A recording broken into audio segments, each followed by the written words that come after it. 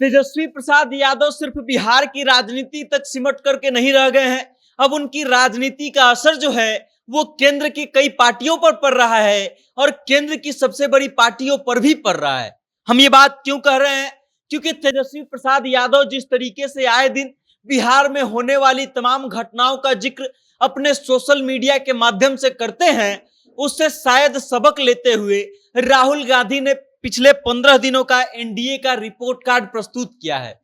राहुल गांधी ने अपने social media handle पर एनडीए के पहले 15 दिन का रिपोर्ट कार्ड जो है पेश किया है और फिर बताने का प्रयास किया है कि जब से पिछले 15 दिनों से एनडीए की सरकार बनी है केंद्र में, तब से क्या क्या घटनाएं हुई हैं। जब आप ये रिपोर्ट को देखेंगे तो पाएंगे कि तेजस्वी प्रसाद यादव जिस तरीके से बिहार सरकार पर हमला करते हैं, जिस तरीके से बिहार में होने वाली घटनाओं का जिक्र करते हैं और उसके बाद सरकार पर सवालिया निशान खड़ा करते हैं, ठीक उसी तरीके से राहुल गांधी ने भी उन घटनाओं का जिक्र किया है और फिर केंद्र सरकार पर सवालिया निशान खड़ा कर दिया है। हम आपको राहुल गांधी का ये पोस्ट बता रहे हैं। उन्होंने सोशल मीडिया साइट एक्स पर अपना पोस्ट डाला है जिस पर लिखा है एनडीए के पहले 15 दिन और उसके बाद नीचे क्रमवार घटनाओं का विवरण दिया गया है। पहला घटना भीषण ट्रेन दुर्घटना, दूसरा घटना कश्मीर में आतंकवादी हमले, तीसरा घटना ट्रेनों में यात्रियों की दुर्दशा, चौथा घटना नीट घोटाला, पांचवा नीट पीजी निरस्त, छठा यूजीसी नेट का पेपर लीक, सातवां दूध दाल गैस टोल और महंगे, आठवां आग से धधकते जंगल, नौवां जल संकट, 10वां हीट वेव में इंतजाम न होने से मौतें। और उसके बाद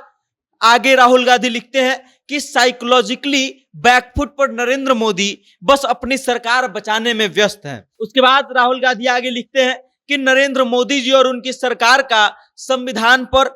आक्रमण हमारे लिए एक्सेप्टेबल नहीं है और ये हम किसी हाल में होने नहीं देंगे। उसके बाद आगे लिखते हैं कि इंडिया का मजबूत विपक्ष अपना दबाव जारी रखेगा, लोगों की आवाज उठाएगा और प्रधानमंत्री को बिना जवाबदेही से बचकर निकलने नहीं देगा। अब आप समझ लीजिए कि तेजस्वी प्रसाद यादव जिस तरीके से बिहार में होने वाली घटनाओं का जिक्र करते हैं, अपने सोशल मीडिया के माध्यम से उन घटनाओं पर प्रश्न चिन्ह खड़ा करते हैं, सरकार पर सवाल खड़े करते हैं, ठीक उसी तरीके से राहुल गांधी भी तेजस्वी यादव से सीख रहे हैं और सोशल मीडिया के माध्यम से केंद्र में होने वाली घटनाओं का जिक्र करके सरकार पर सवालिया निशान खड़ा कर रहे हैं और फिर लोगों के बीच ये भी संदेश दे रहे हैं कि उनकी जो विपक्ष की गठबंधन है वो कड़ा रूप से इस बात का विरोध करेगी और हर बार लोगों की आवाज